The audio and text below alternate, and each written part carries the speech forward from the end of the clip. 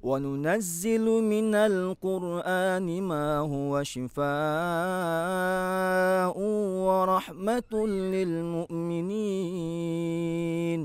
ولا يزيد الظالمين إلا خسارا. السلام عليكم ورحمة الله وبركاته.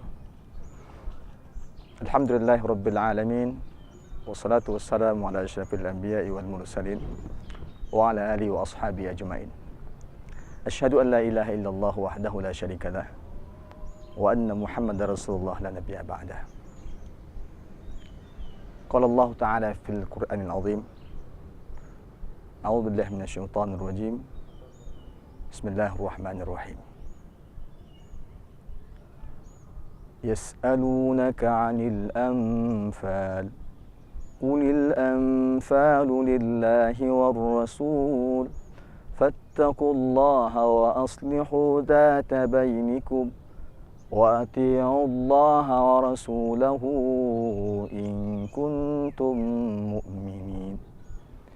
إنما المؤمنون الذين إذا ذكر الله وجلت قلوبهم وإذا تليت عليهم آياته زادتهم إيمانا وعلى ربهم يتوكلون. صدق الله العظيم. Masyarakat muslimin rahimakumullah. Adapun ayat yang barusan kita bacakan itu, Allah Subhanahu wa taala mengisahkan kepada kita tentang para sahabat. Suatu ketika para sahabat bersama Rasulullah SAW dalam keadaan berperang, dan di saat itu beliau mendapatkan kemenangan. Para sahabat Rasulullah SAW mendapatkan kemenangan ini begitu melihat berbagai macam harta rampasan perang dan ghanimah yang banyak, maka mereka turun ke lapangan mengambil harta rampasan itu, saling berebut, dan akhirnya antara sahabat saling berselisih. Lalu kemudian Allah Subhanahu wa taala mengingatkan Rasulullah dan para sahabat dengan turunnya ayat surah Al-Anfal ayat pertama dan kedua ini. Yas'alunaka 'anil anfal. Wahai Muhammad, mereka bertanya kepadamu tentang harta rampasan perang. Qulil anfalu lillahi war rasul.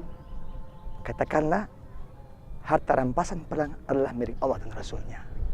Fattaqullaha wa aslihu dzata bainakum. Maka bertakwalah kepada Allah dan perbaikilah hubungan di antara kalian. Fattaqullaha wa aslihu dzata bainakum wa atiullaha wa rasulahu in kuntum mu'minin. Allah perintahkan kepada para sahabat untuk bertawakal kepada Allah, mengikuti Rasulullah jika mereka benar-benar beriman kepada Allah dan Rasulnya. Jemaah rahimakumullah. Ketika Allah Subhanahu wa taala menurunkan ayat ini kepada para sahabat dan Rasul bacakan ini, sahabat yang tadinya berebutan, saling sikut menyikut, mereka tersadar. Lalu kemudian mereka menangis, ingat akan dosanya. Ternyata dunia telah menyebabkan mereka lupa kepada Allah, melupakan ukhuwah.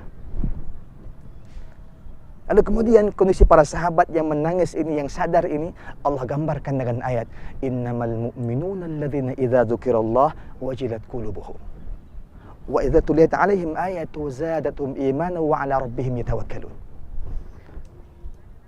Allah gambarkan sesungguhnya orang-orang beriman, idza dzukirallah, kalau diingatkan kepada Allah, wajilat qulubuhum, maka bergetarlah hatinya. Wa idza tuliyat 'alaihim ayatuhu, kalau dibacakan ayat-ayat Allah, maka bertambah-tambahlah keimanannya. Wa 'ala rabbihim yatawakkalun, dan kepada Allah lah mereka menyerahkan diri. Masyarakat muslimin rahimakumullah. Betapa kita sekarang ini sering melupakan ukhuwah sesama mukmin. Tidak jarang kita saling menyalahkan. Tidak jarang kita melupakan saudara kita, bahkan mungkin kerabat kita, bahkan mungkin tetangga kita. Padahal Habibina Rasulullah SAW, beliau dengan keluarga, dengan sahabat, senantiasa menjaga ukhuwah. Dan beliau katakan, sungguh orang-orang mukmin seperti tubuh yang satu. Kalau satunya sakit, maka semua sakit. Ibarat kata pepatah, ringan sama dinjing, berat sama dipikul. Masyaallah muslimin rahimakumullah. Karena itu, kita sebagai orang mukmin, sebagai orang yang mengikuti Allah dan Rasulnya, maka senantiasa kita hendaknya memperkuat ukhuwah kita. Sebagaimana Allah mensifati sahabat dalam surah Al-Anfal ini. Masyaallah muslimin rahimakumullah. Hari ini kita lihat banyak di antara kita saling menyalahkan, melupakan ukhuwah, melupakan persaudaraan.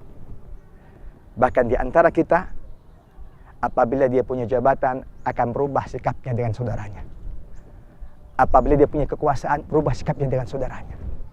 Padahal jabatan kita, harta kita, kedudukan kita, fitnah bagi kita, ujian bagi kita.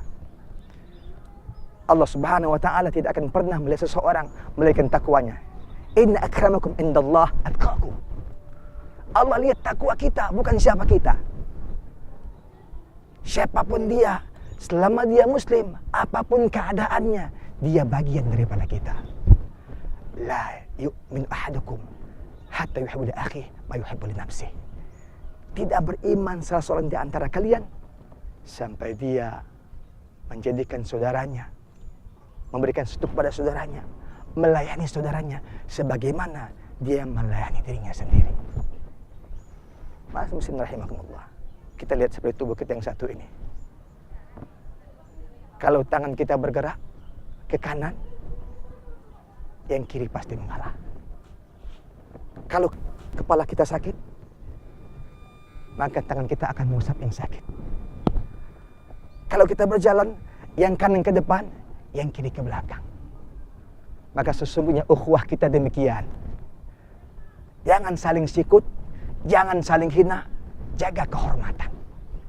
Jaga ukhuwah, jaga darah, jaga harta saudara kita. Bukan saling menjatuhkan. Sesungguhnya Allah Subhanahu wa taala juga pernah mengangkat Rasulullah para sahabat. Kita tahu dalam surah Al-Imran Allah sebutkan, a'udzubillahi minasyaitonir rajim, bismillahirrahmanirrahim. Ya ayyuhalladzina amanu taqullaha haqqa tuqatih wa la tamutunna illa wa antum muslimun. Wa'tasimu bihablillahi jami'a wa la tafarraqu. Wahai orang-orang beriman, bertakwalah kepada Allah dengan sebenar-benar takwa dan jangan kalian mati dalam keadaan tidak muslim. Artinya, kita meninggal, kita wafat, wajib dalam keadaan kita muslim kepada Allah Subhanahu wa taala. Wa'tasimu bihablillahi jami'a wa la tafarraqu. Berpegang teguhlah kamu kepada Allah dan jangan berpecah belah. Ayat ini turun dikarenakan di saat Rasulullah SAW di Madinah, para sahabat pernah terjadi keributan. Masing-masing membela baninya karena fitnah orang Yahudi. Sehingga para sahabat yang hampir berperang, turun Rasulullah mengatakan, membawa ayat ini. Agar kita jangan mati membela kelompok, membela kepentingan pribadi, tapi utamakan ukhuwah, berpegang kepada tali Allah Subhanahu wa taala. Barakallahu fikum.